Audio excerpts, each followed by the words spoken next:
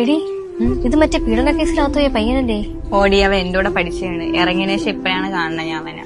ഓ, ഇങ്ങോട്ടാണ് പറഞ്ഞതെന്ന് തോന്നുന്നു. എടി സുഖം തന്നെ. ഓടാ സുഖം. നിനക്കാ?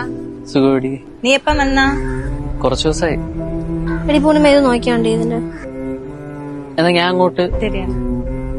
നീ എന്തിനാണ് ഇവന്മാരുമായിട്ടൊക്കെ കമ്പനി വയ്ക്കാൻ നടക്കുന്നത്? നീ എന്തോന്ന് അറിഞ്ഞിട്ട് പറശ്ശേ പറയണത്? അവനെ പിടിച്ചോണ്ടുപോയത് മാത്രമേ എല്ലാരും അറിഞ്ഞോളൂ. നിരപരാധിയാണെന്ന് അറിഞ്ഞ് പുറത്തിറങ്ങി വന്നതൊന്നും ആരും അറിഞ്ഞില്ല. ഒരു പെങ്കൊച്ചിനെ പീഡിപ്പിച്ചിട്ട് അകത്ത് പോയതിന് കൊടുക്കേണ്ട ദാക്ഷിണ്യൊന്നും എന്റെ മനസ്സിലില്ല. എടി ആ പെങ്കൊച്ചിന് വേറെ റിലേഷൻഷിപ്പ് ഉണ്ടായിരുന്നു. ആ പയ്യനാണ് ഇവിടെ പ്രഗ്നന്റ് ആക്കിയത്. അത് ഈ പാവപ്പെട്ടന്റെ തലയിൽ കൊണ്ട് വെച്ചു കൊടുത്ത് എളുപ്പമുള്ളതുകൊണ്ട്. പിന്നെ ഇവിടത്തെ നിയമം അങ്ങനെ ആയതുകൊണ്ട് ഇതൊക്കെ തെളിയാൻ മാസങ്ങൾ എടുക്കേണ്ടി വന്നേ ഉള്ളൂ.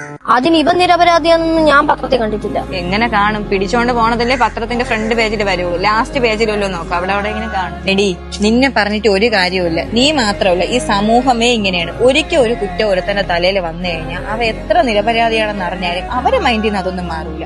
ജസ്റ്റ് അവന്റെ അടുത്തൊന്ന് സംസാരിക്കാനുള്ള മനസാക്ഷിയൊന്നും നമുക്കൊന്നും ഉണ്ടാവാറില്ല. അവ ഇതൊക്കെ മറക്കണമെന്ന് ആഗ്രഹിച്ചിട്ടായിരിക്കും ഓരോരുത്തരും ഇങ്ങോട്ടൊന്ന് സംസാരിക്കുന്നതും മിണ്ടണതും ഇല്ല. പക്ഷെ ആരും അവനൊരു കുടുംബം ഉണ്ടെന്നോ അവനൊരു ഭാവി ഉണ്ടെന്നാ ചിന്തിക്കും.